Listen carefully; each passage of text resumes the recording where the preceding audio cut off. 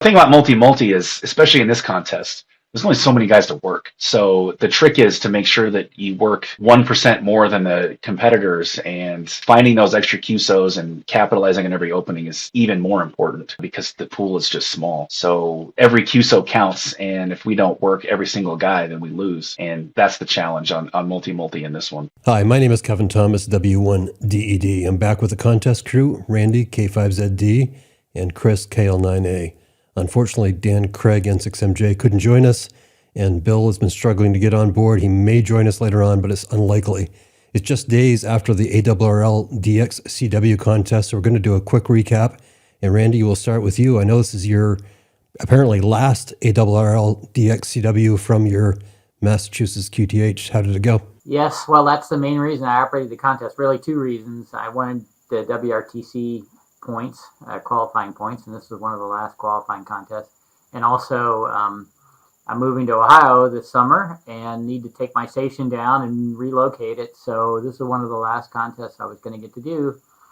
And I did single op assisted, all bands, high power, and ended up with, I don't know, 5,300 QSOs or something like that. And right now it's looking like it's number one on in the 3830 scores. But very interesting weekend. Some good propagation, some not so good propagation, some interesting weather with some snow and some rain static and so on. But in the end, it was just a run fest the whole time from beginning to end. So a lot of fun. We'll come back to that. Chris, you were at K3LR for the weekend. How did that go? Oh, it was great. I was on 15 meters with K1DG. We had the same team that we had last year, which is kind of unusual at the multi-ops. And it was a blast. The bands were interesting. They weren't bad. They weren't fantastic. They were varied, which was really fun. And N6MJ and W9KKN, they were down at ZF1A. They did great. They were multi-single. It was those two, and then Marty and N1C. I don't have it in front of me because I don't really follow the categories I'm not in, but pretty sure they're claim number one multi-single, and they have a pretty impressive setup, and they pushed hard. So that was always really cool to see on the scoreboard. 3830 shows them at 6,003 QSOs, so, and ahead of KP2M and VP5K and PJ4A. So a lot of competition in that category this time. And Randy, why did you decide to go assisted in this contest? You know, it's funny. I was thinking about not going assisted, and then it's like, you know what? I want to have fun, and I really like the extra information that comes in from the cluster.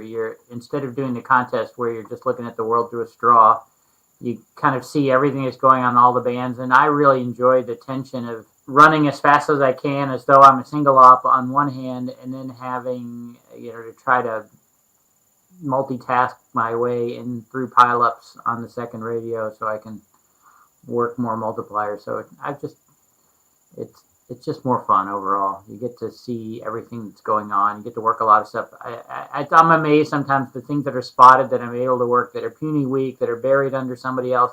I would never find them any other way, and yet I get to work them this way. So that was the fun factor. Ended up being the decision maker. And you also entered SO2R. How much did you operate SO2R during the weekend? Using the second radio all the time. That's the great thing about the cluster is you want to be running all the time on one radio, and then I'm using the second one to call people.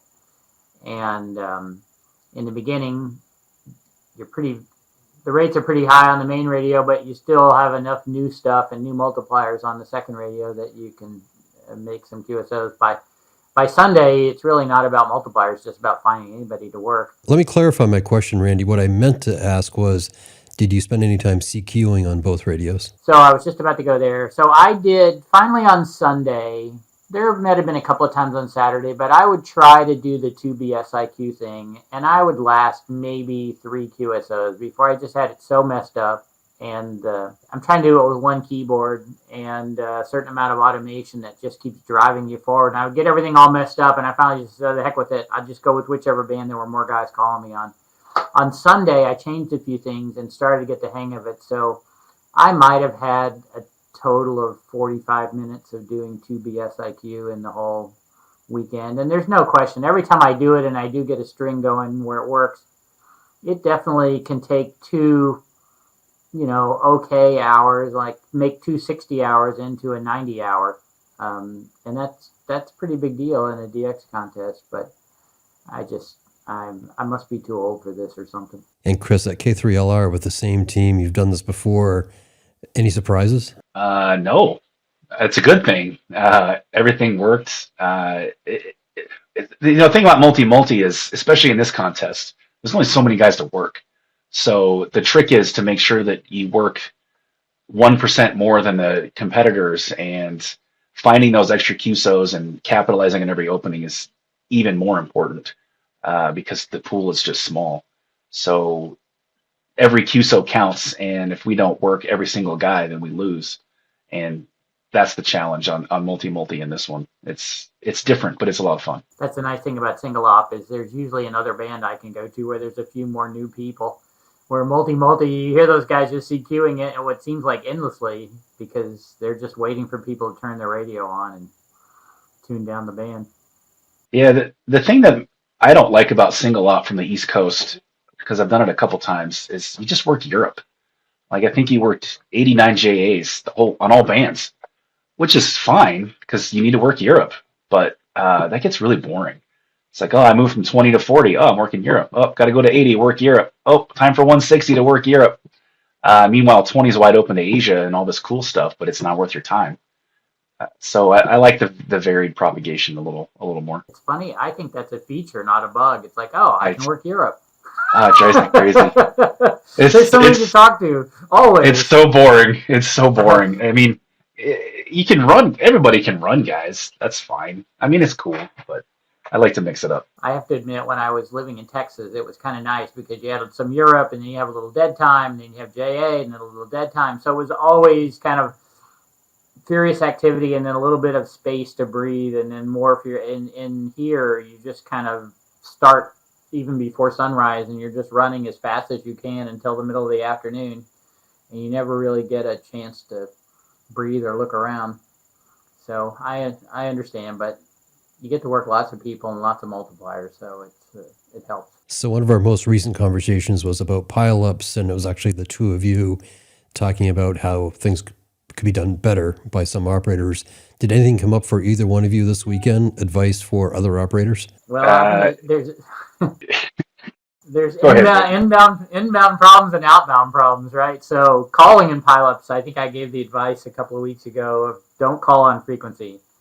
And there were so many times this weekend where there's these huge monster packet pileups, bunch of guys calling, and I would just hit the XIT button on the K3 and slide up or down a little bit and call the guy, and invariably would get through within one or two calls. And then I would hear people that just kept pounding away on the main frequency, and it just wasn't happening. So the idea of calling off frequency, I validated it at least 100 times this weekend. It really does work, no question.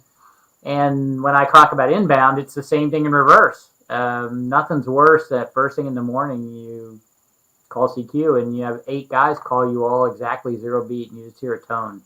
You just have to wait.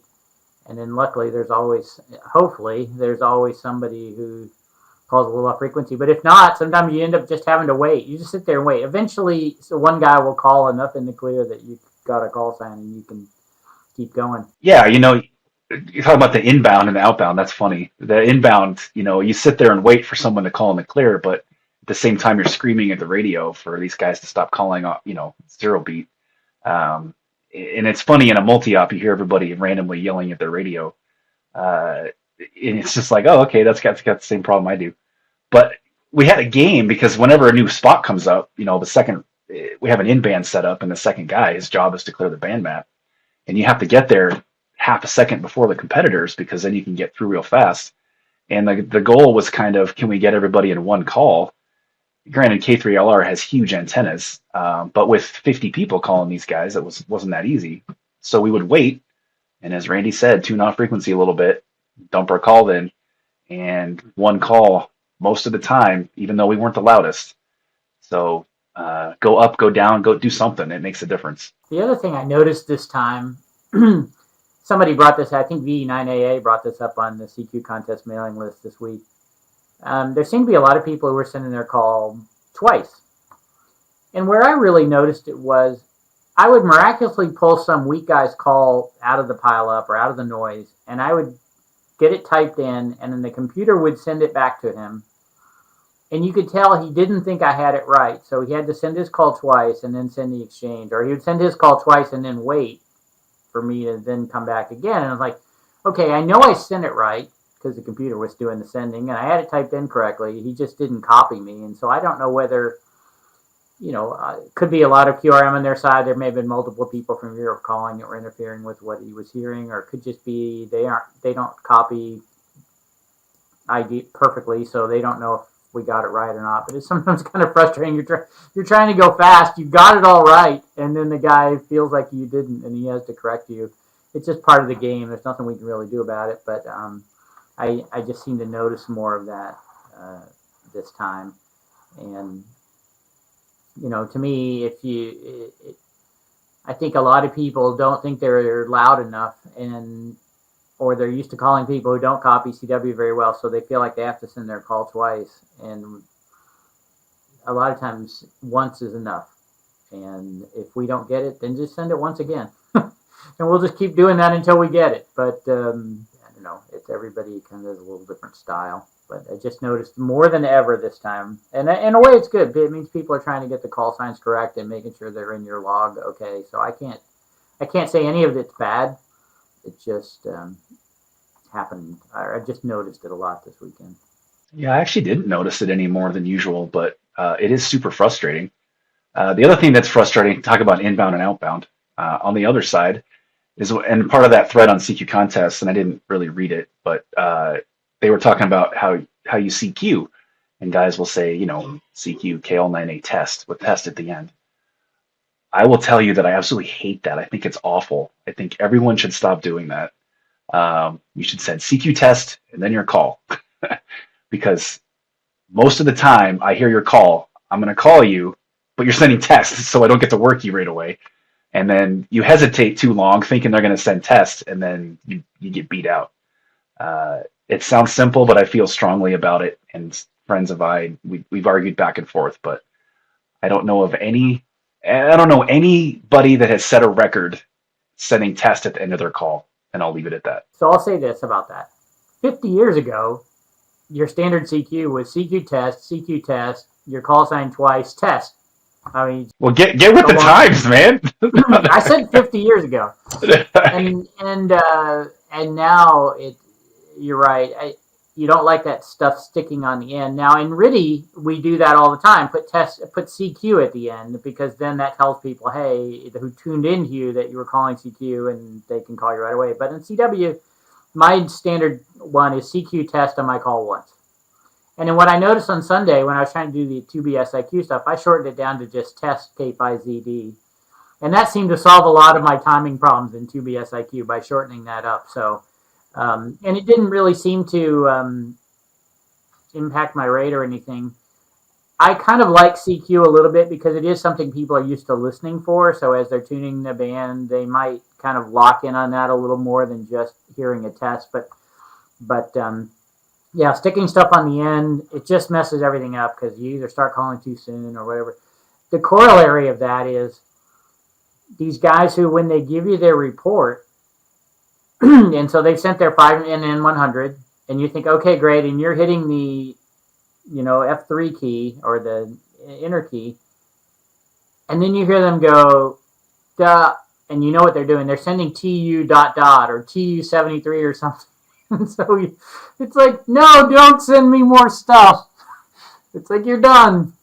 So I ran into a bunch of those where people just stick stuff on the end, and it always catches me out. And then I have to hit the escape key and then try to figure out what was going on. Were they sending their call again? Were they just being nice? It's fine. But it's a good example of how we get locked in to these patterns.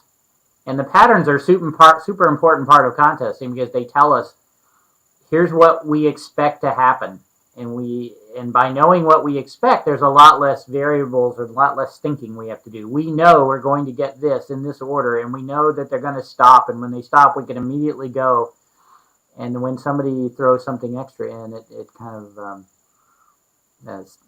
catches you off a little bit. And then there are some guys, and again, I'm going to use some examples, but this is not to say there is nothing that's bad. You call me, you work me, and get in the log, I love you. But there were some guys who you would come back to them, and then they would have to send your call, and then DE their call, and then the exchange, and then some of them there were a couple of guys that would throw their call one more time at the end. That's really just not necessary. I suspect what happened was they kind of had programmed they used whatever the default macros were in their software or something like that, or they were using their RTTY ones. But if we've got your call right, then just send us the exchange and let's all move on. There's no reason to repeat it again. The only reason to repeat your call is if you think somebody's got it wrong, so that it's kind of a flag to them, like, hey, you might have something wrong, listen. But there were rates in this contest. It's amazing. I think I had 3 hours over 200 in a row, which is with just the one radio, which is about as fast as I can go. And so when you complain about just nothing but Europeans, I like Europeans a lot, especially when there's many of them calling. It's great, but for 48 hours straight, it's like, God, someone else call me. Let's get something. Well, that's what you wait around for the ZS or the VU to call in. Or Yeah. I had HS0ZLN called me on 20. This is one of the few times I was doing the 2BSIQ thing. He calls me on 20, and then it can be 3 minutes later, he calls me on 15. And I was like, wow, why are you on the band at what is like 3 in the morning your time? But no problem. And I think I worked E2A on 20 through 10. They had a great signal. So that's what's exciting about this top of the sunspot thing. Even though we don't get as much activity from the rest of the world in the ARRL contest, the openings that you get, the surprises are always entertaining. So the ARRL DX phone contest is coming up 2 weekends from now. Any thoughts about that? Well, it's more of the same except on phone, so there's a lot more QRM. Got to have your elbows out because it's a lot harder to hold a frequency. That was one of the nice things on CW. You could usually find a spot, and then the RBN would spot you, so you didn't really have to do much. But I think on phone, finding and keeping a frequency is a challenge, and you're going to be a lot more self-spotting just because you don't have the RBN to do it for you. Randy, when you say have your elbows out, what do you mean by that? Just have. That's a good question. Some people getting their elbows out means make their signal really wide by splattering. I hate that. But you just have to expect that you're not going to get a clear frequency. And you have to be prepared to just kind of hunker down and deal with it. Whatever comes through, some people are going to move in. Sometimes there's a guy that you can't hear, so the frequency sounds great. But when the Europeans call him, their QRM's you. It's always... I guess if I had advice about it is be aggressive. In other words, if you get a frequency and people are calling you, stick with it. And then number 2 is just try to pay attention to what's going on backscatter. So you have some situational awareness about, is there somebody under me? Are they louder than I am or not into the target area? Are they off to the side? Are they still louder than me or not into the target area? You're always trying to evaluate, I've got guys calling me, but is this the best place I can be? Should I maybe go to another band or find another frequency, that kind of thing? And then probably the worst one is you go 3 minutes with nobody calling you. And it's a little bit like, when you drive 70 miles an hour on the freeway and then you come off the exit, you feel like you're going in slow motion. And so inevitably you look down and you're going 50 and a 40 or something. Well, the same thing when you're running. You got a bunch of guys calling you, you get all jazzed up, you're working guys like crazy, and you go 3 minutes with no QSO. And it's like, oh gosh, this is terrible. I got to go. And yet so many times on phone where, okay, just stick it out. Because if you've got a good frequency and the band's open, people can hear you, just wait. Because there's probably going to work out better than if you try to go find another spot. Randy, how do you handle it if you think you found a good frequency, you're on it for a couple minutes, and somebody comes along and aggressively tells you, this is mine, move? Well, it depends how many people I work before they show up. If the answer is none, then usually I'll acquiesce. I'll give it away to them because they probably were there. If I've had a chance to work 2 people, then they've been gone too long. Too bad for them. Sometimes a little bit of a game. It's part of the psychology. Is like, okay, you're trying to bluff me. How can I bluff you? So, but this is the problem with guys doing SO2R is they'll have a frequency and they'll go off and get involved in a pileup and they'll forget to come back, or they'll be gone for 60 seconds. Well, 60 seconds is an eternity. And you can come on a frequency and call CQ and work 2 or 3 guys in that 60 seconds, and they come back and they're sure they've been there for hours. Like, oh, I've been here for hours. And I'm like, well, too bad you left. That's the problem with guys doing SO2R poorly, not guys doing SO2R. I did it once this last week, and I think I fell asleep. I think I was so tired I kind of lost track of where I was. So I worked a guy on the second radio, and then I started tuning around on the second radio, and then I'm like, oh yeah, I've got a CQ going over here, and so I come back and there's a guy there. And I said, hey, this is my frequency. And he said, oh, okay. So there you go. I haven't been here for 10 minutes, but it's mine. Well, but that's part of the psychology of the whole thing. So I'm not suggesting that you just, land on, every once in a while you run into somebody who I swear just spun the knob and just says, the whole band's full, screw it, I'm going to call CQ and you just deal with me. And there's not a lot you can really do with that other than try to call them by name so that they feel more guilty. But sometimes that just happens and you have a choice. You either duke it out or you go find another spot. Chris, how do you handle it? Well, it depends on how big your antennas are and how good the band is. From the West Coast, you usually end up losing. So if you're at K3LR, you're just going to hang on. Yeah, that's a different deal. Mostly because you're just in the same frequency all the time. Like this last weekend, we were on 21002 from the opening to the end. I mean, that's where we were, which was great, which is kind of unusual at most stations. That's what the What's that? That's what the N-band station does for you. Is you can CQ all the time, and then use the N-band station to clean up everything else, and also to play a little defense. Yeah, it's a totally different strategy than single op. But I operated with Bill, who of course is not here today. And we were at N6MJ, and he was on 40 meters, and I just happened to be listening on 40 next to him. And maybe we told this story, but one of the big Italian stations showed up like right next to us, and N6MJ has 4/4 on 40 meters, and this guy was 30/9, and Bill stood up a little bit and said, hey, I see you're new here. This is my frequency. You need the QSY. And a couple of those, and he was gone. So it was polite, but, direct. And that worked. But one thing I might disagree with Randy on is this contest, it's a lot easier to find a run frequency than the other ones because everyone wants to work the US. So the little guys, tri-band or whatever, you can run on all bands. It might be a little more difficult on 20, but certainly 15 and 10, you can find a spot, especially if you're in a state that might be desirable, and guys will find you and they want to work you. And they're not, when the band's open at sunrise to Europe, the Europeans aren't working Asia. They're not working each other to compete. They're pointed at the US. So it's easier for the little guy to get good runs in this one, which is very appealing for the normal ham, I think. Still hard to get a frequency though when sideband. There's only so many slots on 15 and 20, especially 15 tends to be pretty tough. But 10 is great because you just keep going up until you find some clear spot. But it's certainly easier than CQ Worldwide by far. Yeah, without a doubt. The challenging band is 40 because it's just a mosh pit between 7125 and 7200. There are in this contest in ARRL phone there will be more guys who listen up because they have nothing else to do and they want to try to work all the weak guys that they can't hear in the mosh pit. But so kind of pay attention for that and listen below 7125 sometime for people who are listening up because those are usually pretty easy QSOs. The band 40 is great. It's just with all the QRM, it's just hard to find a spot and get heard. And Randy, you'll be at K3LR for that contest? Nope, I'm be at home again.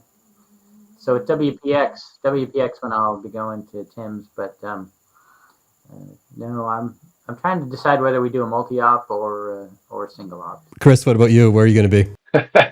I was going to volunteer for Randy's multi-op. And deal with all those Europeans again? I know. Okay, sit right here and hit F1. Great, awesome. I don't think I'll be on. I had planned on being on, but I just don't think it's going to happen. So the problem when you have a station, it's surrounded by snow and nothing else. Yeah, that's not really the issue. It's just life gets in the way, and it's a lot of work just to get up there. And it's just like it's a phone contest. What do I care? It's fine. So as we wrap up, I just want to plug the Dayton Hamvention again, May 16th through the 18th. May 15th is Contest University, put on by Tim Duffy and DX Engineering. Chris will be speaking at the contest dinner, which I believe is Saturday night. Is that right, Chris? Yep, Saturday night. So buy your tickets for that, because I'm sure it's going to be a great speech. Looking forward to it, Chris. We'll see. Yeah, actually, they rearranged the room to get, I think, 500 people in there, and they're starting to run out of tickets. So if you want to hear Chris in person, you got to get on board. I can't wait to hear what he's going to come up with. Well, thanks for joining me. My name is Kevin Thomas, W1DED. This has been the Contest Crew.